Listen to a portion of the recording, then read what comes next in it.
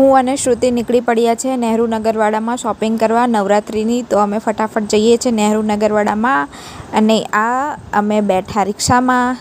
યે ઓ શિટ.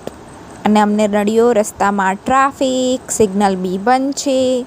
હવે અમે રિક્ષામાં બેઠા બેઠા બીજું તો શું કરી શકીએ, પણ બટ આ જો આ મેડમનું અંદર ને અંદર કંઈ ચાલુ જ છે, બધા નખરાઓ.